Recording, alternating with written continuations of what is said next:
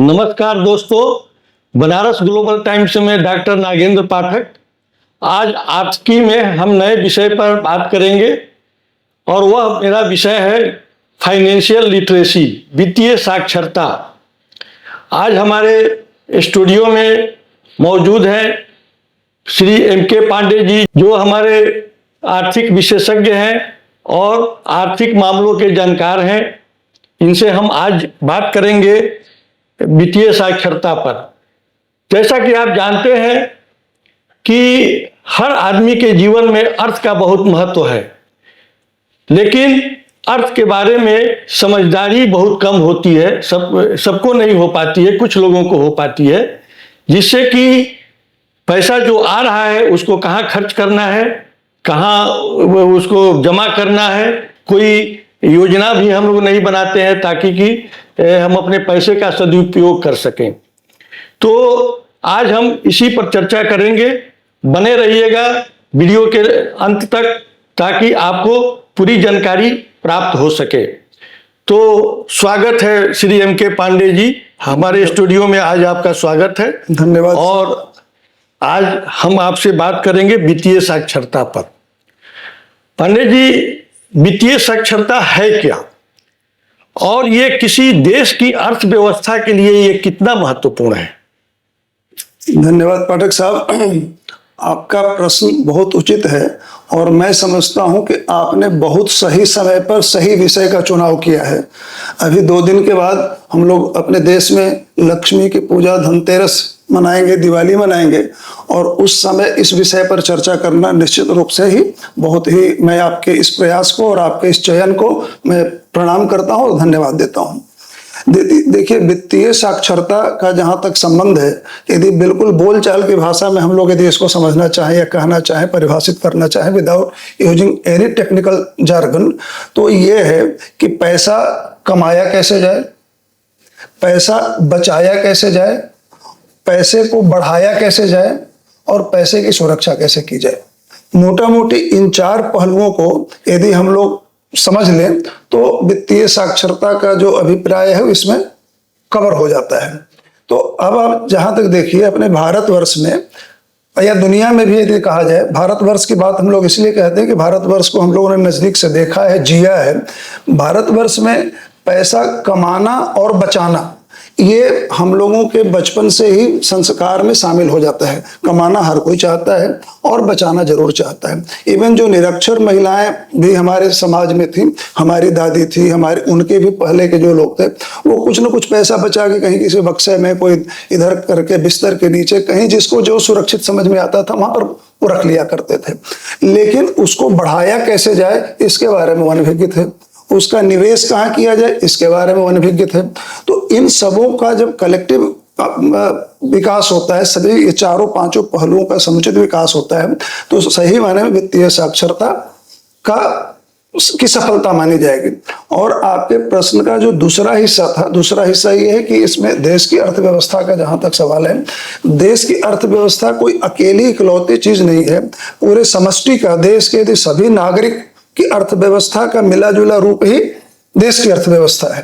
तो यदि हमारे देश के नागरिक आर्थिक रूप से समृद्ध हैं, मजबूत हैं, जानकार हैं, तो स्वाभाविक रूप से उनका सम टोटल होगा तो देश की अर्थव्यवस्था भी अच्छी होगी।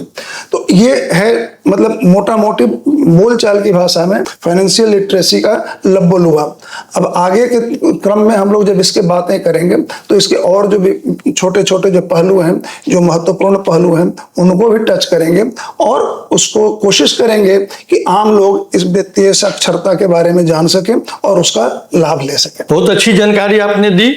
हम जानना ये चाहते हैं कि पूरा विश्व जो है वह 2 क्षेत्रों में बटा हुआ है, एक डेवलपिंग कंट्री, एक डेवलप्ड कंट्री। भारत एक डेवलपिंग कंट्री है और पूरे विश्व में जो भारत की क्या स्थिति है साक्षरता पर और डेवलपिंग कंट्री में हम कितने आगे हैं, कितने पीछे हैं वित्तीय साक्षरता के मामले में? सर, आपका प्रश्न बहुत ही उचित है और इसमें ये बिल्कुल कहा जाए तो स्टैटिस्टिक्स और डाटा बेस्ड आंसर इसका होना चाहिए। हम आपके प्रश्न का उत्तर यथासंभव देने की कोशिश करेंगे, लेकिन इसके साथ साथ हमको इसके बैकग्राउंड को भी समझना होगा, तब ये डाटा हम लोगों को ज्यादा बेहतर डाटा का इंटरप्रिटेशन हम लोग कर सकते हैं। पहले आपके प्रश्न का ही उत्तर देते हुए मैं यदि आंकड़ों में बताना चाहूं, तो अब आप देखिए, जो विकसित देश हैं, जिनको हम लोग विकसित देश मानते हैं, कहीं भी 100% वित्तीय साक्षरता नहीं है। और जैसे जैसे वो विकास का लेवल कम होता जाता है, वैसे वैसे वित्तीय साक्षरता का लेवल भी कम होता है। जैसे मैं कुछ नाम लूं, जिन देशों का मैं नाम लूं, आप समझ लीजिए कि वहां पर वित्तीय साक्षरता, इससे अंदाजा लगा लेंगे कि देश के बारे में आपकी छवि क्या है। जैसे डेनमार्क, नॉर्वे, स्वीडन, ये सभी जो देश हैं, विकसित देश आते हैं, और उपलब्ध आंकड़ों के अनुसार यहां पर वित्तीय साक्षरता का प्रतिशत करीब 70% से ऊपर है। आप उसके नीचे आ जाइए, इजराइल, कनाडा, इन सबों में करीब 70% के आसपास का है। यूनाइटेड किंगडम, ये सभी में 60% के आसपास का है। 100% कहीं नहीं है, लेकिन जिन देशों का नाम हम लोग ले रहे हैं, उन देश वो विकसित और समृद्ध देश के रूप में हम जानते हैं, पर वित्तीय साक्षरता का स्तर बेहतर है। जहां तक भारत का संबंध है, भारत में लगभग 26-27% वित्तीय साक्षरता मानी जाती है कि है, जो वित्तीय साक्षरता की परिभाषा जो किताबों के हिसाब से। ऐसे फिर मैं कहूं, आंशिक रूप से वित्तीय साक्षर तो देश का हर कोई है। इवन छोटा बच्चा भी, उसके हाथ से पैसा लेना बड़ा मुश्किल होता है, वो भी जानता है कुछ कीमती चीज है, हमको इसको बचा के रखना चाहिए। तो आंशिक रूप से वित्तीय साक्षर तो सभी लोग हैं, लेकिन इस समष्टि जो परिभाषा है, उसके हिसाब से भारत में अभी लगभग 27% के आसपास वित्तीय साक्षरता बताई जाती है। और उसके नीचे यदि चले, Yemen, Afghanistan, Somalia, Nepal, Cambodia, Bangladesh, Nicaragua, ये सारे देश अपने ग्लोब के अलग अलग हिस्सों से मैंने इन देशों का नाम लिया है। इन सबों में वित्तीय साक्षरता का स्तर 20% से कम है। तो यदि इनके तुलना में हम भारत की तुलना करें, तो भारत थोड़ा बेहतर स्थिति में, सभी 20% से कम है, और हम करीब 27-28% पर हैं। लेकिन ऐसे देखा जाए, 27-28% होने का मतलब अभी 72-73% हम लोग, हमारे जो जनसंख्या है, वो वित्तीय रूप से साक्षर नहीं है। ये जरूर निश्चित रूप से हमारे लिए चिंता का विषय है। तो ये जहां तक मैं समझ रहा था कि आंकड़ों के हिसाब से वित्तीय साक्षरता की बात रही।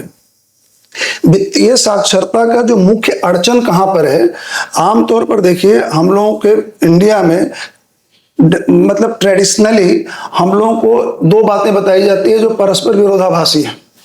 एक और फिलोसॉफिकली हम लोग को ये बताया जाता है, पैसा क्या है, पैसा तो हाथ का मैल है। मतलब बहुत ज्यादा उसको तवज्जो देने की बात नहीं बताई जाती है। साथ ही साथ कभी कभी, अभी लक्ष्मी पूजा आ रही है, धनतेरस है, लक्ष्मी की पूजा करने की भी बात बताई जाती है। वो दोनों एक दूसरे के विरोधाभासी हैं। लेकिन हमारे देश में पैसे को मैनेज कैसे किया जाए, ये बताने वाला कोई नहीं। तो जहां तक पैसे की मैनेजमेंट जब आने की बात लगेगी, तो हम समझते हैं कि हम लोग वित्तीय साक्षरता की दिशा में आगे बढ़े हैं। जैसा मैंने शुरू में ही बताया कि कमाना, बचाना, बढ़ाना और सुरक्षा करना, ये 4 स्तंभ हो सकते हैं वित्तीय साक्षरता का। तो जब तक पैसा अपने पास सुरक्षित है, सबसे बढ़िया तो ये है कि हम अपने जेब में अपना पैसा रखे रहें, लेकिन उसमें उसकी वृद्धि नहीं होगी। वृद्धि तब होगी जब हम अपने धन को अपने से दूर करेंगे। जब अपने धन को अपने से दूर करेंगे, तो थोड़ा सा उसमें रिस्क आएगा। रिस्क को कहने का मेरा मतलब है, इसको बोलचाल की भाषा में यदि हम लोग समझा लें, तो रिस्क वो है कि मतलब सामान्य तौर पर मैं कहूं कि फ्यूचर अनप्रेडिक्टेबल है। भविष्य में क्या होने वाला है हमको नहीं मालूम, और समय को वापस नहीं किया जा सकता। टाइम इरिवर्सिबल है। ये दोनों मिलकर के ही रिस्क या जोखिम को पैदा करते हैं। तो आमतौर पर लोगों की यह धारणा रहती है कि हमने अपना पैसा किसी को दे दिया तो समय पर हमको मिल जाएगा पैसा कि नहीं, जब हमको जरूरत हो तो हमको मिल जाएगा कि नहीं। तो इसकी वजह से निवेश करते समय लोगों के मन में तमाम एप्रहेंशन होते हैं और वो निवेश से डरते हैं, चाहे उनको उसका ज्ञान नहीं होता है। तो इस वाले जो हमारा जो मेन बॉटल नेक है, वित्तीय साक्षरता का उद्देश्य होगा कि इस बॉटल नेक को तोड़ा जाए और लोगों को जागृत किया जाए, लोगों के बीच में जागरूकता हो, उनको ये ज्ञान हो कि हमारा पैसा कहाँ सुरक्षित है और हम जब चाहें तब हमको पैसा वापस मिल जाएगा। मैंने आपके कहने का मतलब कि विकासशील देशों में भारत सबसे बेहतर स्थिति में है वित्तीय साक्षरता के मामले में, कहा जा सकता है। जी। तो ये बताइए कि किसी देश के क्षेत्र के आधार पर या लिंग के आधार पर क्या वित्तीय साक्षरता भिन्न भिन्न भी हो सकती है या सामान्य होती है? सर सामान्य तौर पर यह देखा गया है, जहां महिलाओं में वित्तीय साक्षरता थोड़ी कम पाई जाती है all over the world. Number 1 वित्तीय साक्षरता का वो जो तकनीकी पहलू है, अदरवाइज बजट बनाने में और बचत करने में महिलाएं पुरुषों की तुलना में आगे हैं। जी जी। तो आंशिक रूप से उनकी वित्तीय साक्षरता हम लोगों से पुरुषों से बेहतर जी, है। जी, जी। लेकिन जो दूसरे पहलू हैं उस मामले में थोड़ी कमी है। नंबर 1। और क्षेत्र से जहां तक आपका अभिप्राय है, तो मैं ये समझता हूं कि अभी भी जहां पर एकेडमिक एजुकेशन कम है, मतलब शिक्षा का, जनरल शिक्षा का अभाव है, वहां पर वित्तीय साक्षरता भी कम है। जैसे ग्रामीण क्षेत्रों में अभी भी वित्तीय साक्षरता थोड़ी कम है। इवन भारत के विभिन्न राज्यों को भी देखें तो यदि गुजरात में, महाराष्ट्र में, दिल्ली में आपको बेहतर शिक्षा मिले, मतलब वित्तीय साक्षरता मिलेगी, तो वहीं थोड़े जो पिछड़े राज्य हैं, झारखंड है, उड़ीसा है, बिहार है, उसमें थोड़ी वित्तीय साक्षरता का लेवल कम होगा। महाराष्ट्र में भी जो मुंबई में लेवल हो, वो जरूरी नहीं कि मुंबई के ग्रामीण महाराष्ट्र के ग्रामीण इलाके में हो। तो क्षेत्र के हिसाब से चूंकि नॉर्मल शिक्षा का स्तर अलग अलग है, तो वित्तीय साक्षरता का भी लेवल, शहर और गांव में भी अंतर है। जी जी। ये ग्रामीण अंचल जो हमारे हैं, थोड़ा वित्तीय साक्षरता के मामले में शहरों की तुलना में थोड़े से कम जरूर है। जी जी जी।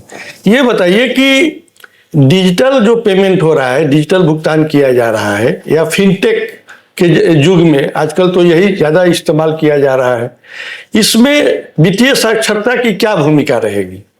सर, वित्तीय साक्षरता आप हम लोग ऐसे मान के चल लें कि वित्तीय साक्षरता एक यूनिवर्सल आइटम है जो कि हमारे पास होना चाहिए। फिनटेक की जो बात अभी हम लोग करते हैं, फिनटेक कुछ भी नहीं है, केवल बैंकिंग का जो डिलीवरी सिस्टम था, डिलीवरी सिस्टम को परिवर्तित किया गया वो टेक्नोलॉजी के सहारे। फाइनेंस और टेक्नोलॉजी मिलकर के जो बैंक का डिलीवरी सिस्टम है, बैंक का डिलीवरी सिस्टम चाहे सर्विस का हो चाहे पेमेंट का हो। पहले क्या था, हम लोग सर्विस लेने बैंक में जाते थे, फिर अब घर बैठे अपने मोबाइल से, अपने कंप्यूटर से कर ले रहे हैं। तो डिलीवरी सिस्टम का बदलाव फिनटेक का एक बड़ा परिणाम है। लेकिन ओवरऑल जो बैंकिंग का या ओवरऑल जो फाइनेंस का जो कंसेप्ट है, उस कंसेप्ट में कोई परिवर्तन नहीं है। हाँ, फिनटेक के जमाने में एक रिस्क जरूर बढ़ा है कि हमारे पास सामने सामने हम ट्रांजैक्शन नहीं कर रहे होते, बैंक में जाकर हम ट्रांजैक्शन कर रहे होते तो सामने हमको दिखलाई पड़ता है मेरा बैंक है, या हम किसको पैसा दे रहे हैं, किससे पैसा ले रहे हैं। फिनटेक के मामले में एक पक्षीय सामने कौन है हमको दिखलाई नहीं पड़ता, तो वहां पर थोड़ा रिस्क हमको बढ़ता हुआ दिखलाई पड़ता है।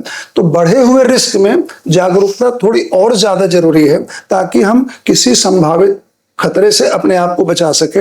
जब से फिनटेक का प्रचार ज्यादा हुआ है, आजकल तमाम साइबर फ्रॉड्स की घटनाएं हम लोग सुनते रहते हैं, वो इसकी वजह से है कि थोड़ा रिस्क ज्यादा है और हमारे लेवल पर जागरूकता थोड़ी कम है। तो ये बताइए कि वित्तीय साक्षरता बढ़ाने के लिए कौन से साधन का इस्तेमाल किया जा सकता है? सरकार कौन कौन से कदम उठा रही है जिससे कि हमारे देश में वित्तीय साक्षरता बढ़ सके? बहुत अच्छा प्रश्न है सर। वित्तीय साक्षरता बढ़ाने के लिए सरकार जो व्यवस्था करे, पढ़ाने वाले जो पढ़ाएं, हम लोगों को एक कॉमन सेंस सभी को डेवलप करना होगा। कॉमन सेंस से मेरा अभिप्राय यह है कि पैसा जब तक हमारे पास है मोस्ट लिक्विड है, सबसे सुरक्षित है। जब हमको जरूरत होगी हम पैसा निकालेंगे और खर्च कर लेंगे। धन कमाने का उद्देश्य यही कि हम अपने काम में जब चाहें यूज करें, ये सबसे सुरक्षित है। लेकिन सबसे लिस्ट रिवार्डिंग है नंबर 1। कॉमन सेंस से मेरा अभिप्राय यह है कि ऐसी कोई भी चीज, कोई भी आश्वासन यदि देना चाहे जो कि प्रैक्टिकली पॉसिबल नहीं लगता है, उस पर विश्वास नहीं करना होगा। जैसे आज की तारीख में जो साइबर सिक्योरिटी को लेकर के तमाम बातें होती हैं, हम लोग वहीं जाकर के वो व्यक्ति उसी में फंसता है जहां पर कुछ न होने वाली, जो प्रारंभिक रूप से देखने में अपेरेंटली जो संभव नहीं लगता है, उसको भी हम लोग यकीन करते हैं और फिर उसके झांसे में आ जाते हैं। कि जैसे पहले आता था लॉटरी टिकट ले लीजिए, इस पर क्लिक करिए, घर बैठे पैसा कमाइए, तमाम इस तरह के जो लुभावने ऑफर्स आते हैं, हम लोग जब उसमें फंसते हैं तो हमारा ये आमतौर पर एक तरह से कहा जाए अपने आप को रिस्क वाले क्षेत्र में डालते हैं। तो इससे बचने के लिए सबसे पहले तो जरूरत इस बात की है कि हम उन चीजों पर कतई उसके लालच में न पड़े जो अपेरेंटली देखने में संभव नहीं लगता है, नंबर 1। नंबर 2, एक चीज ज्ञान का जहां तक सवाल है, ज्ञान अपना बढ़ाना होगा, वो खुद से बढ़ाना होगा। जहां कहीं भी हम लोग पैसे को अपने आप से किसी जगह निवेश करते हैं, तो निवेश करने के पहले ये सोचना होगा कि हम जहां पर निवेशित करने जा रहे हैं पैसा, वो पैसा मेरा मूल कितना सुरक्षित है और उस पर रेट ऑफ रिटर्न क्या है। जब रेट ऑफ रिटर्न समझने के लिए जहां तक बात हम लोग करेंगे ना, तो उसके साथ बहुत सी चीजों को हम लोगों को जानना होगा कि उस समय देश में मुद्रास्फीति की क्या स्थिति है, बहुत और जिसको हम दे रहे हैं पैसा उसके क्रेडिट वर्दिनेस क्या है, कितने दिन के बाद हमको वापस पैसा मिलेगा। ये नॉर्मल कॉमन सेंस से भी हम लोग डिसाइड कर सकते हैं। और जहां तक आपके प्रश्न का है कि इसमें सरकार क्या कर सकती है, सरकार अपनी ओर से लगभग जो प्रयास कर सकती है विज्ञापनों के सहारे। अक्सर आप लोग देखते होंगे रिजर्व बैंक ऑफ इंडिया की ओर से कुछ कुछ टीवी पर विज्ञापन दिए जाते हैं, वैसे अलर्ट मैसेजेस भेजे जाते हैं। हर बैंक वाले अपने खाता धारकों को अलर्ट मैसेज भेजते हैं कि ऐसा नहीं वगैरह वगैरह। जी जी। तो लेकिन इन सबों को होने के बावजूद हम लोग यदि अपना कॉमन सेंस नहीं यूज करते हैं, उस पर अपनी जागरूकता नहीं लाते हैं, नॉर्मल जो वित्त से संबंधित जो चीजें हैं उस पर ध्यान नहीं देते हैं, तो हमारा या सभी का ये सारा प्रयास उतना फल नहीं दे पाएगा जितना उसको फल देने की उससे उम्मीद की जाती है। जी जी जी। अच्छा, ये बताइए कि वित्तीय साक्षरता को बढ़ाने में मीडिया की क्या भूमिका हो सकती है? मीडिया तो सर मतलब सर्वव्यापी है जी। आज की तारीख में, क्या कभी भी हमेशा मीडिया सर्वव्यापी है। और हम समझते हैं कि सबसे ज्यादा प्रभाव समाज पर छोड़ने में आज की तारीख में मीडिया से बड़ा और कोई नहीं, पहले भी नहीं था और आज तो कुछ और भी है, मतलब ज्यादा प्रभावी है। लोग मीडिया पर हमेशा से विश्वास करते रहे हैं। अखबार में कुछ छप जाए तो उसको ब्रह्मवाक्य की तरह मानते हैं। आज यदि चैनलों पर दिखलाया जाता है, लोग उस पर बहुत विश्वास करते हैं और डायरेक्टली ये श्रोताओं और दर्शकों के मन मस्तिष्क पर जाकर के अंकित होता है। तो उसका तो बिल्कुल बहुत बड़ा रोल है। तो उस पर हम लोग जितनी प्रभावी और ऑथेंटिक जानकारी दे सकें, निश्चित रूप से वो अच्छा होगा। और ऑथेंटिक जानकारी में सर मेरा बार बार केवल यही कहना होगा कि हमारे पास जो विकल्प उपलब्ध हैं, जैसे फाइनेंशियल लिटरेसी में हमको ये मालूम होना चाहिए कि हमारे पास विकल्प क्या है और उस विकल्प में क्या जोखिम लगा हुआ है। ये बताने के लिए मीडिया बहुत ही पावरफुल, बहुत सशक्त, बहुत इफेक्टिव माध्यम हो सकता है जहां तक मैं समझता हूं, बशर्ते कि वो निष्पक्ष फैक्ट जनता के सामने प्रस्तुत करे और जनता को भी उस बात को अपने बुद्धि विवेक से उसको फिल्टर करके और उस पर अमल करना होगा। जैसे उदाहरण के लिए एक दो बात, थोड़ा सा हम आपका समय ज्यादा लेते हुए भी बोल रहे हैं। उदाहरण के तौर पर जैसे वित्त केवल पैसा ही, मतलब पैसा तो है लेकिन उसके पहलू बहुत हैं। बैंक है, इंश्योरेंस है, कैपिटल मार्केट है, हेल्थ मतलब जनरल इंश्योरेंस में दोनों कर लीजिए, हेल्थ इंश्योरेंस है, लाइफ इंश्योरेंस है, डिपॉजिट का इंश्योरेंस है। बहुत कम लोग ऐसा जैसे जानते हैं कि हम बैंकों में पैसा जमा करके निश्चिंत हो जाते हैं। आए दिन कभी कहीं हम लोग सुनते हैं फलाना बैंक बंद हो गया और ग्राहक परेशान होने लगे। तो हमको क्या ये जानकारी है कि यदि हमने बैंक में हमने अपने पैसा जमा किया है तो कितना मेरा पैसा कितना सुरक्षित है, ये भी जानना बताना मीडिया का मतलब जो कोई भी इन्फ्लुएंसर है उसका काम है। मैं आम अपने श्रोताओं दर्शकों के हित के लिए बताऊं कि बैंकों में जो हम पैसा जमा कराते हैं और बैंक यदि फेल हो गया तो केवल 5 लाख रुपए इंश्योर्ड है। 5 लाख रुपए तक का इंश्योरेंस है, उसमें हमारा पैसा मिल जाएगा। 5 लाख से ज्यादा का यदि हमारा डिपॉजिट बैंकों में है तो उस पर तमाम कुछ प्रोविजंस आएंगे, उसके तहत मिलेंगे। 5 लाख तक तो सुरक्षित है।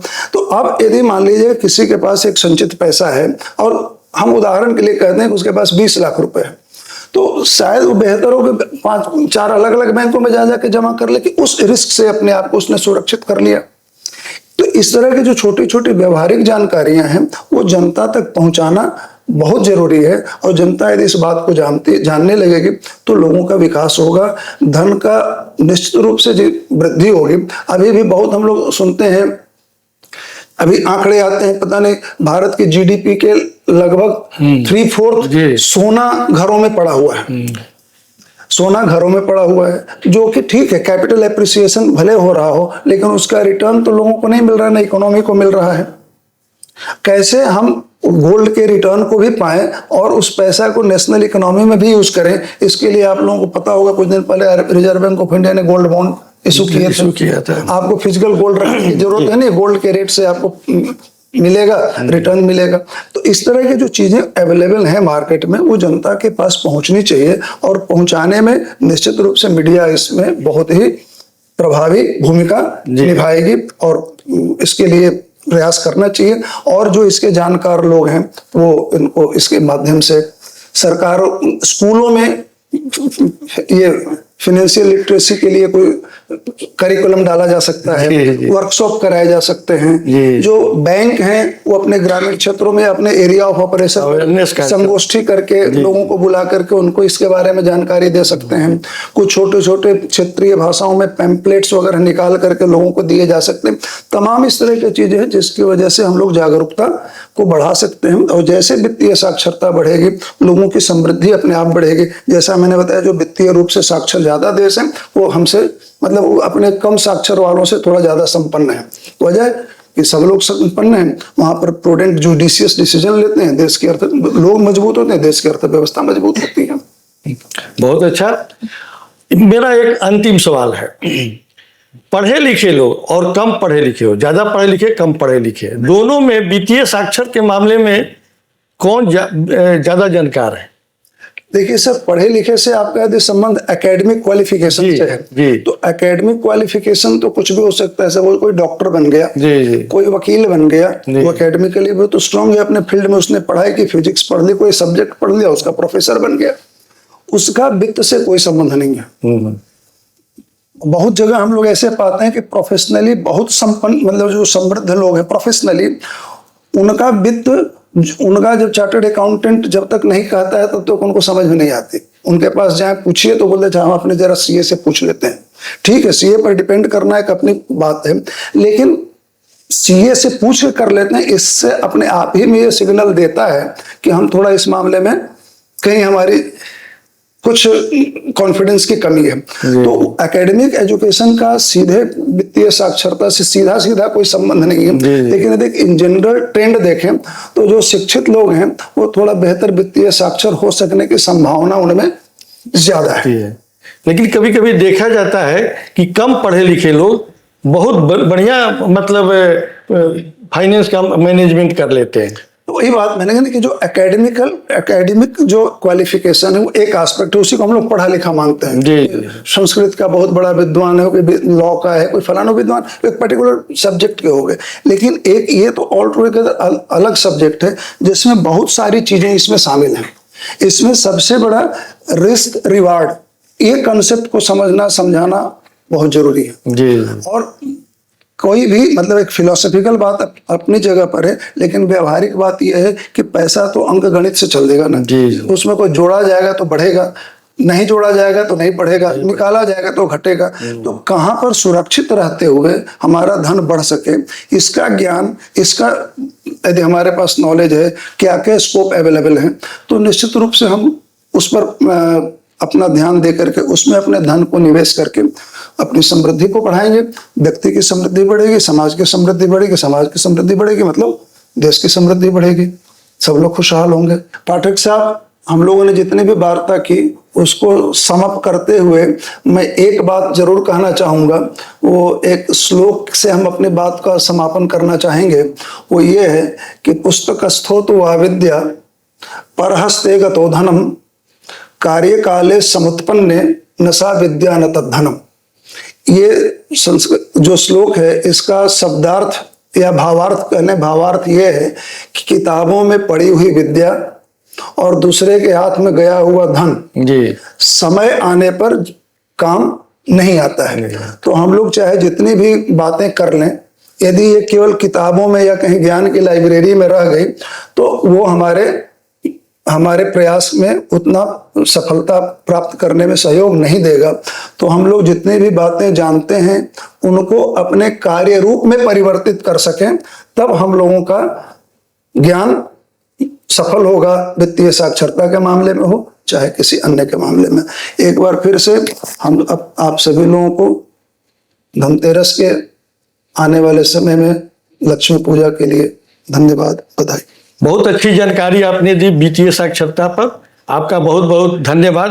बनारस ग्लोबल टाइम्स से। दोस्तों, आज का कार्यक्रम बहुत आपको अच्छा लगा होगा, बहुत सी जानकारी आपको नई नई मिली होगी, और आप इस वीडियो को लाइक कीजिएगा, शेयर कीजिएगा। उससे पहले आप सब्सक्राइब जरूर कीजिए कि जो अगला वीडियो है वो आप तक आसानी से जल्द पहुंच सके। धन्यवाद पांडे जी। धन्यवाद सर।